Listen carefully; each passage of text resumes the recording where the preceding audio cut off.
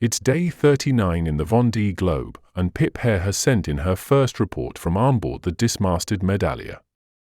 Boris is 8th and worried about going on deck, Thomas is 4th, and Isabelle is 18th. Hi everyone, and welcome on board the slow boat to Melbourne. It's cold today, actually really cold. You can see there's no sun, and the breeze has died down a bit, but the sea state is still pretty big, and the wind has changed direction, so it's now coming more from the northeast, which is not a great direction for us. So today I need to sort these sails out.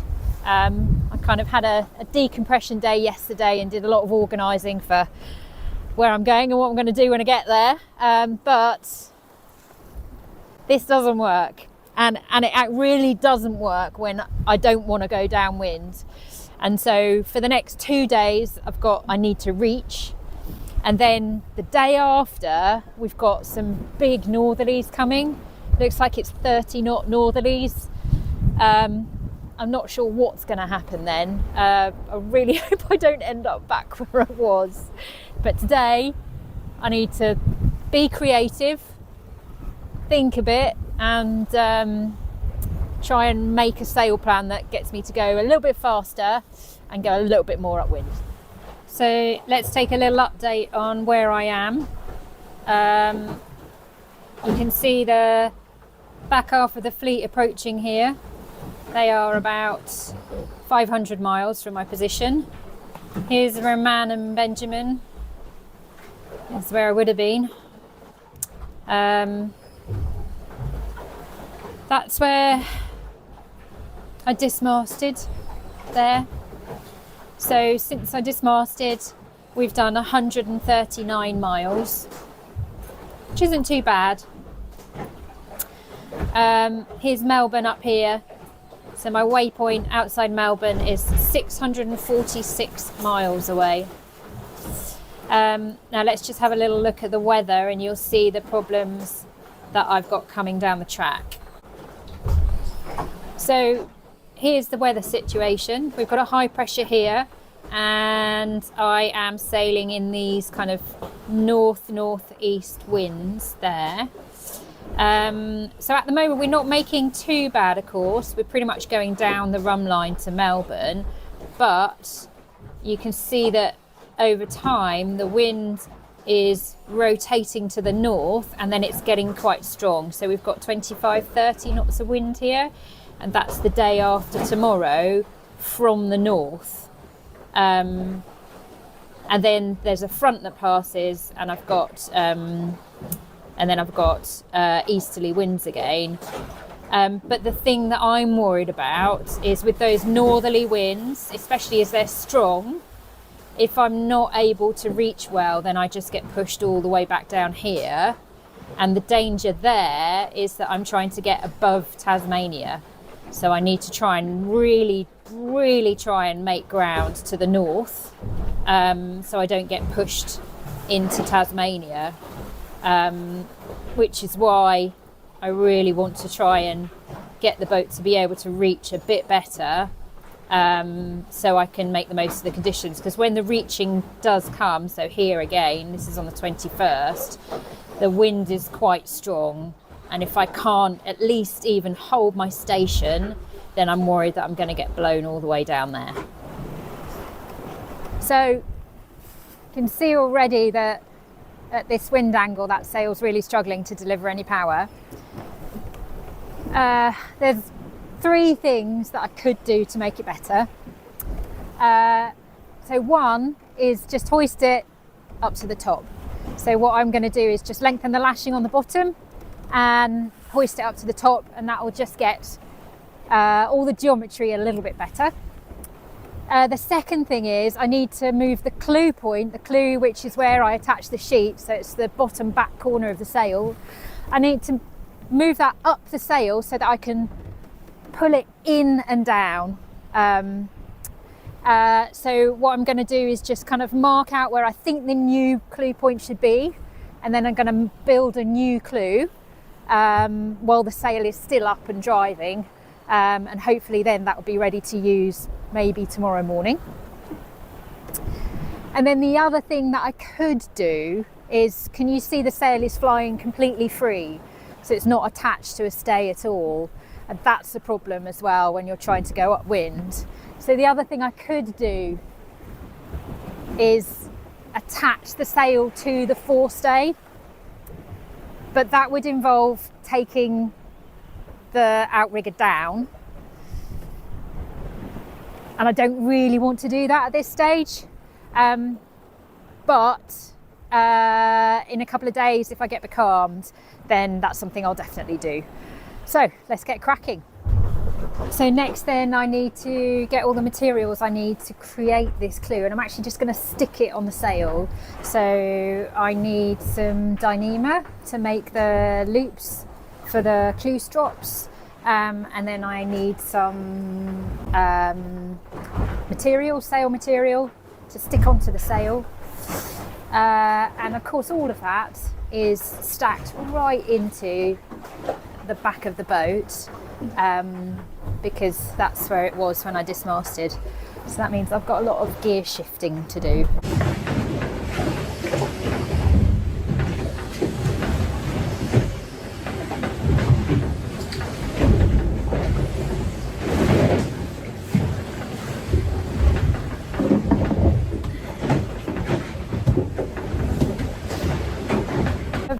Marked out where I want the new clue to be, and now I'm just going to make up the clue patches, get them all ready to stick on, and then all I have to do is go on deck, try and wipe the sail with some acetone to get all the salty residue off it, stick the patches on, and then wipe. So first thing I'm going to do then is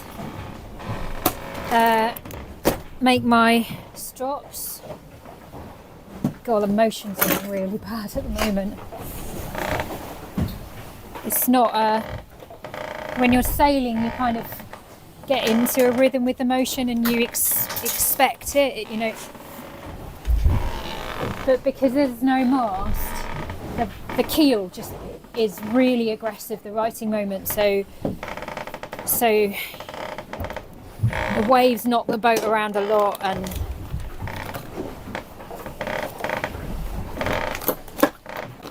not comfortable. My back feels a lot better for moving around though.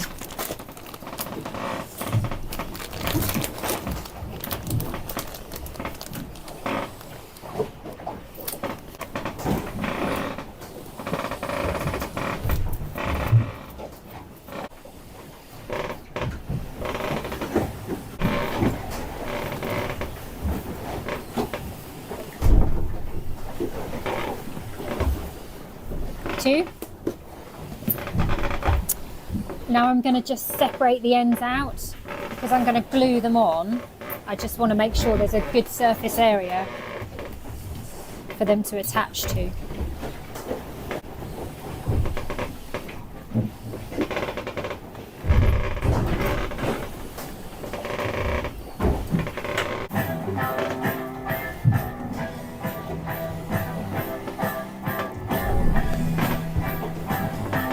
Okay, so now each of these strands I'm going to separate out further.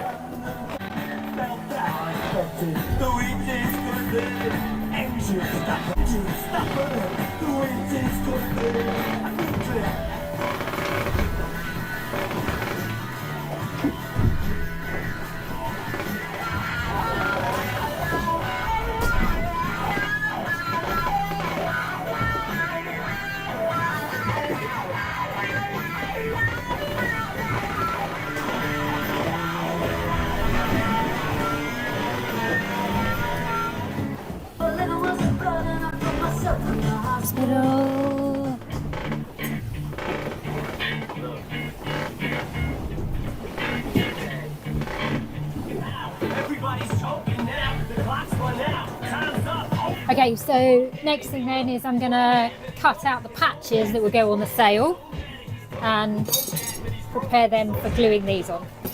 So I'm going to use this material, which is a 3-ply 3DI, because I don't need to use the really badass 5-ply. Now this is self-adhesive, but I'm going to use Sikka to stick all of this together, Sikkaflex, because the adhesive on here isn't strong enough to make a structural bond, and Sikkaflex will make a structural bond.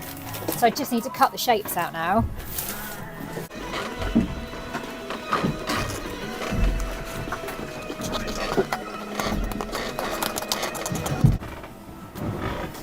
So I want a patch that's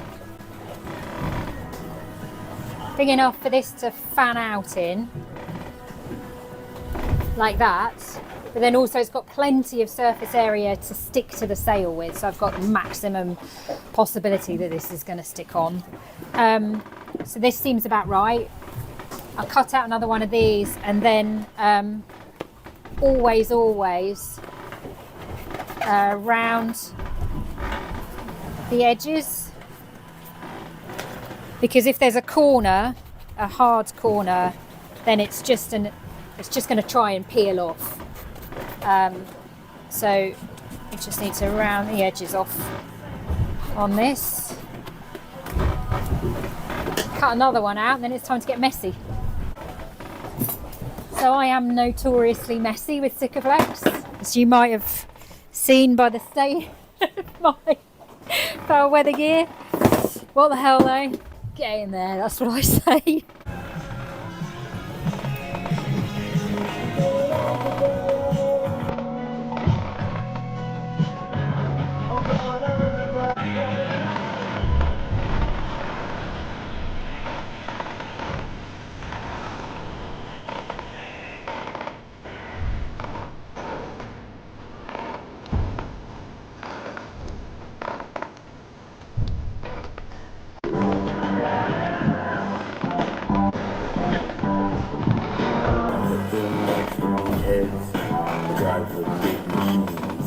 I'll take the flavor one night stands to sweeten my dreams. 2-week vacations until I'm at my best.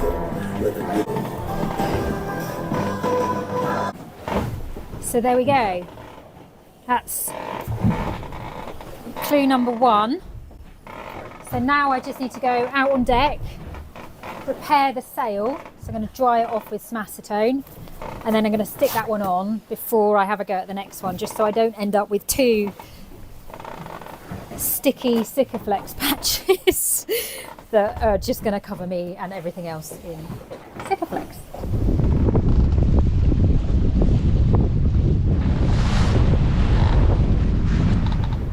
So that's a good job done. You can see my 2 new clues there on the sail. Now it's just a waiting game. I need to wait until they've properly cured before I try and use them, or I'll pull them straight off. Patience isn't always my greatest virtue. So yeah, that's a good job done. Bit of activity. Still quite keen to make a sail for the back of the boat, but that's going to take a little bit more thinking. And I didn't get much sleep last night, so I'm a little bit tired. I think I'm going to have a little snooze and another cup of tea. It's really slow going now. Yeah, it's just a really hard angle to make any speed, and that sail area is small, so I'm doing 2 knots probably now. It's a long way at 2 knots. Oh, 1 step at a time, 1 hour at a time, 1 job at a time. Melbourne, we're coming, but don't wait up.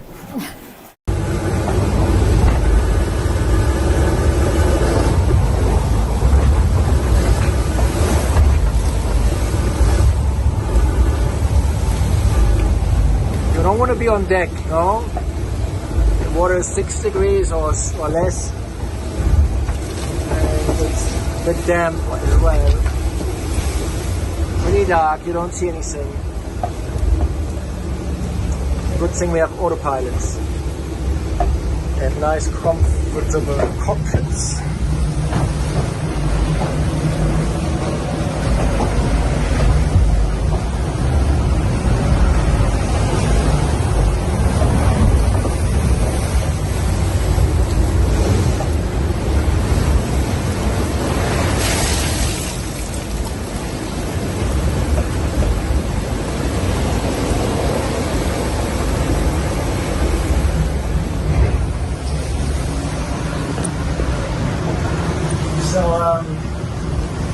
Stand like this maybe. A good day.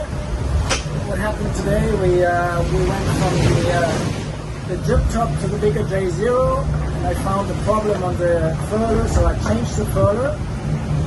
The tack line is attached to the furler and the furling line, so that's a little bit of work to get all that sorted. And took me a few miles and time and energy, but all good. It was a good day all in all. We are nicely matching with the others, and it's fun going east. Only a week to Cape Horn. It's crazy. So every day is precious now. It's the last 7 days in the Southern Ocean. I mean, after the Horn we still might have a bit of Southern Ocean depending on the route, but I've seen some routes now going through the Le Maire Strait, passing close of Cape Horn, which makes me very happy. I would love to see the rock. And even some of them went west of the Falklands, which I also would love to do. I haven't done it in a while, the last time 2009. And yeah, now we are just driving back and forth along the wind gradient. It gets a bit hectic going south. It's even a bit hectic here. I don't know, stick the nose in a bit, I don't know, can't see the waves, but so we're doing a zigzag along here, and each time going south it gets too windy, we drive back out or we change sails. You see how the night pans out. Have a good day. It's past midnight here. Ciao.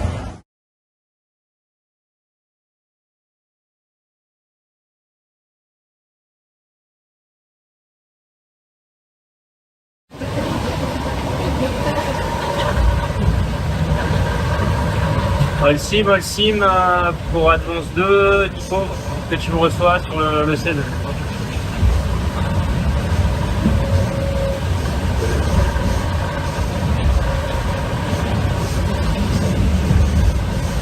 Ouais, ça va, je suis un peu hacké, mais ça va. On y va, toi. Ah ouais, je te reçois, mais 2 sur 5. On t'entend pas très bien.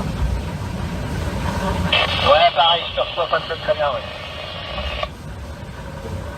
Bon, ça va pour toi, tout va bien? Ouais, écoute, nickel, ça va très bien. Ça fait du bien d'avoir des conditions un peu plus, ça permet de se reposer, de bien manger, on est un peu sur le bâti, donc c'est pas mal. Ouais, carrément. Putain, on s'est fait un bon bord là quand même, hein, devant le front là. Tu pas reçu, Thomas, tu peux répéter? Ah, elle dit on s'est fait un bon bord là devant le front là. Ouais, carrément, ouais, non, c'est ça. Bon, on risque de faire un petit bout de chemin ensemble encore, je pense. Chercher la deuxième moitié du Pacifique va être un peu plus tonique que ce qu'on a là maintenant. Ouais, c'est sûr que la suite elle est, elle est un peu moins engageante, mais bon, écoute, on verra ça. J'ai l'impression que les autres ils peuvent se faire un peu ralentir là en fin de Pacifique, là, on verra. Je ne reçois plus Thomas, je te reçois plus cette fois. Ouais, ça marche. Bah, bonne route, Nico, bonne route.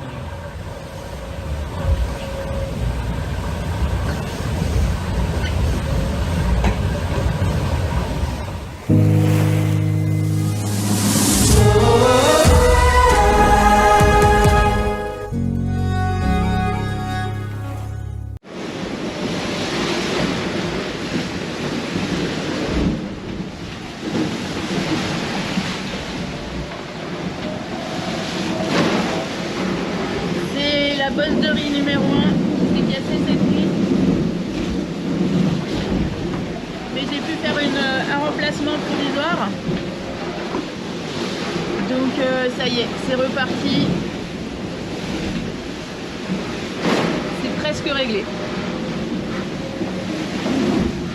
Dans 2 jours, il va y avoir de la pétole. Et je vais en profiter. J'ai plein de bricoles à faire. De petites, moyennes bricoles. Faire le tour du bateau, tout vérifier. Tout ce qu'on peut faire que quand le bateau n'avance pas. Donc même si je suis pas contente qu'il y ait de la pétole, en fait ça va un peu me rendre service. Et en attendant, la mer aujourd'hui c'est un bonheur intégral.